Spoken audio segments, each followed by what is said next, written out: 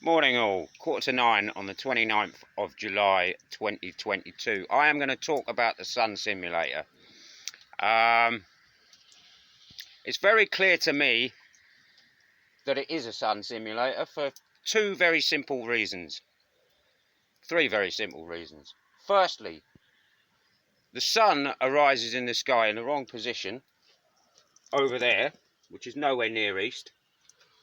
It's also a lot bigger in the mornings than it is when it's overhead. Now that's contrary to all globe theory and all flat earth theory, so that throws everything out the window.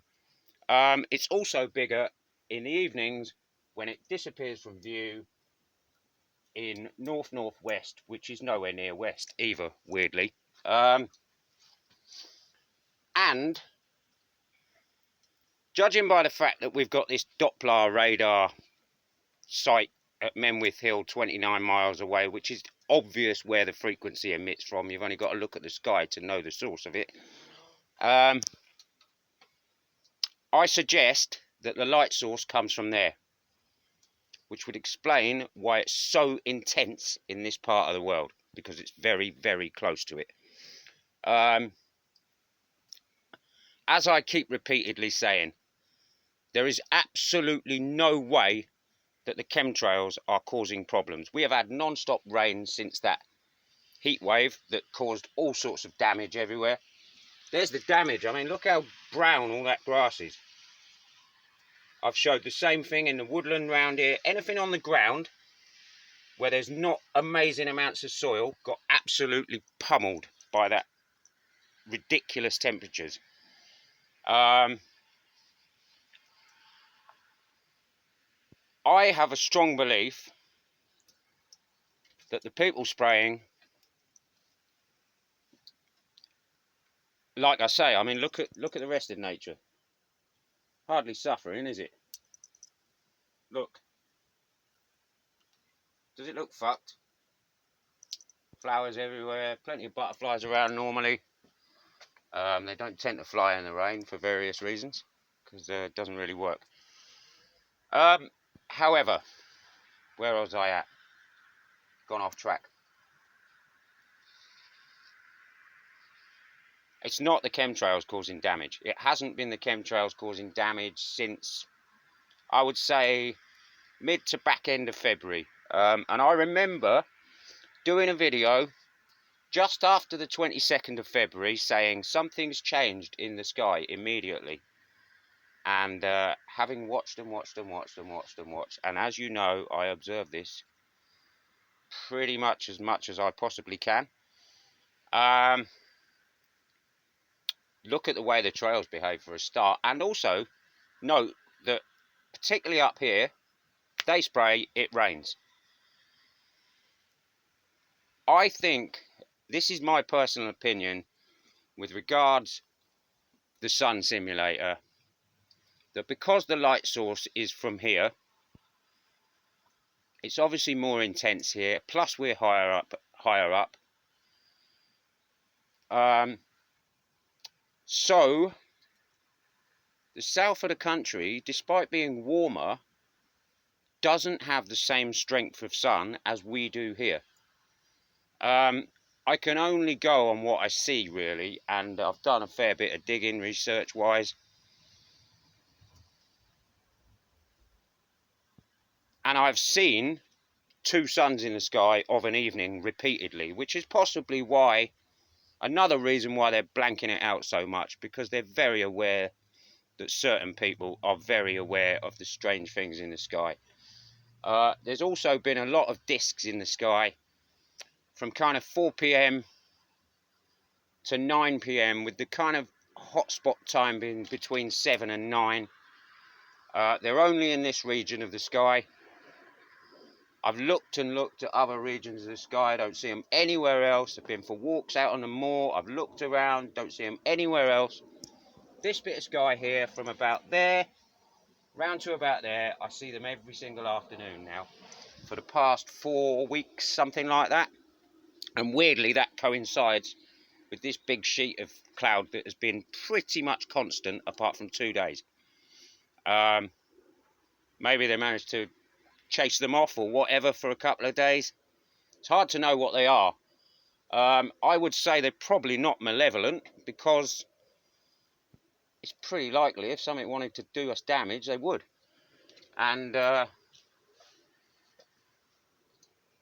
would say it's probably something just observing, and possibly observing this very, very strange place, because it's causing problems left, right and centre, and there's obviously people there. People is a strange word to use. I struggle to use the word people for evil, because people have feelings and emotions, and these evil entities clearly do not have feelings and emotions. They're clearly something demonically possessed, simple as that. Like, there you go, I've said it.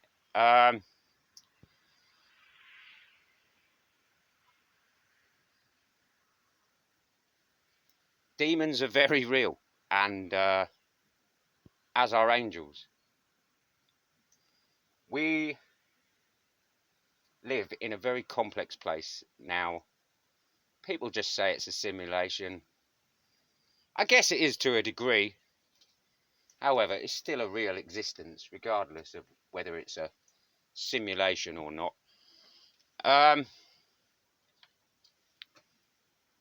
We are spirit in a human experience, in a human body. That is a fact.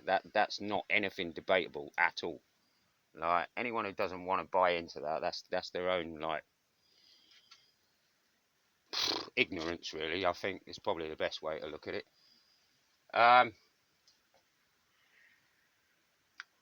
So I guess what I'm saying is, it's very clear. I'll give you a little pan around of the sky. There's actually some blue sky visible for the first time in, well, Sunday there was a tiny little bit, and Friday morning there was a tiny little bit. However, I caught them out in force on Friday morning, and that was gone by 9 o'clock.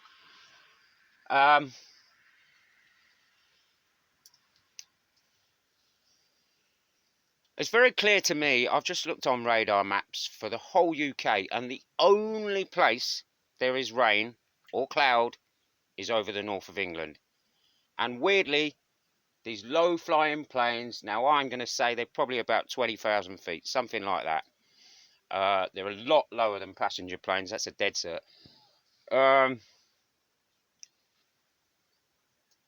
Are repeatedly targeting the same areas of sky. Basically, a plane goes overhead. I woke up at 7:30 this morning to the sound of rumbling planes again. 8 went over in the first half hour of me being awake. There's been about 3 or 4 since. And every single time one goes overhead, the clouds break. It's not coincidence. I've been talking about this for a long, long time now. So it looks like they're going to ease up for a little while now, but we shall see. Judging by the fact there's a little bit of blue sky clearing, maybe they're going to take their foot off for a little while. Although, having said that, I can hear one now. And this is how common they are here. They're literally, some days, in fact, the last week has literally been a plane every single 5 minutes. And it's like, you can talk about busy airports all you like, or you could look into the fact that there's tons and tons of flight cancellations. There's lots of chaos going on with the airports due to a certain injection, which is having absolute massive fallout. Not surprisingly, we did warn a lot of people. No one took any notice. We'll see over the next coming months just how catastrophic this little thing is. I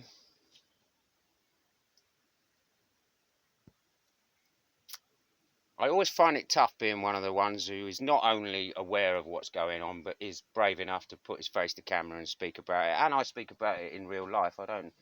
I'm exactly the same as I am online, offline. Although I don't particularly commune with huge amounts of people these days, because nobody gets me. It's kind of a waste of breath.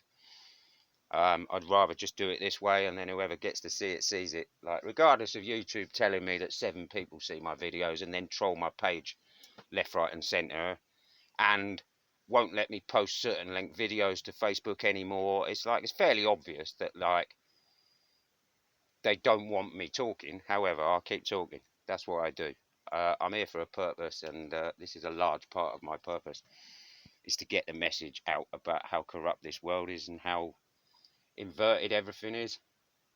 There's a very clear chemtrail through the middle of that little patch of blue there.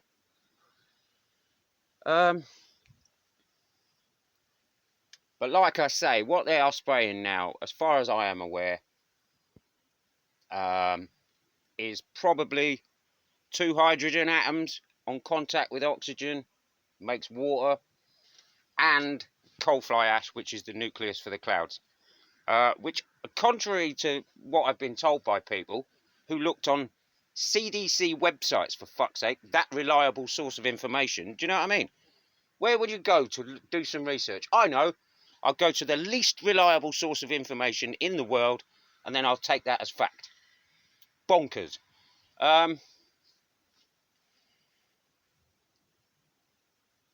Coal fly ash. Coal's been burnt in this world since the dawn of time, since we discovered coal. It's been burnt. If it was so bad, do you not think the whole of nature would have collapsed by now? It's not hard to join the dots in life. You have to have a critical view, and you have to take a step back from all the bloody bullshit information. There's so much bullshit information out there. Like, the internet is a very, very clever tool for mind manipulation. Go and look in a fucking library if you want to go and find some information out from books from when was the internet launched? Let's say the mid-90s. That's pretty much when all the corruption at large began. I mean, there's always been corruption, but since the internet, it's been crazy. And, like, it really is down to people to take a step back and think about things a little bit more. And, like, not just fucking look at one piece of information and go, oh, well, there's the truth, or that's a fact, or rah-de-rah-de-rah. You need to look at 20, 30 pieces of information, wheedle through it, and then try and work out what is the truth in there. And, like, you will see there's patterns, and you will see there's basically messages hidden in plain sight, like, dressed up as something else. And, like, and use your fucking eyes, look at nature, see what's going on with it, see how many birds there are around, see how many insects there are around, and then go, there's no bees in the world. Because that's what the internet tells you. It's bullshit. There's fucking tons of bees. There's tons of butterflies. Like, and all this crap about people go, oh, I don't see any dead insects on my fucking car windscreen anymore. Maybe the insects have learned to stay off the roads. There's a thought. Do you know what I mean? Nature's pretty intelligent. Like, maybe they've gone, this isn't a good place to hang around. I'm not going to be here, because all that happens is we get smacked by bloody windscreens time and time again. Right, I'm going to leave that there. Peace.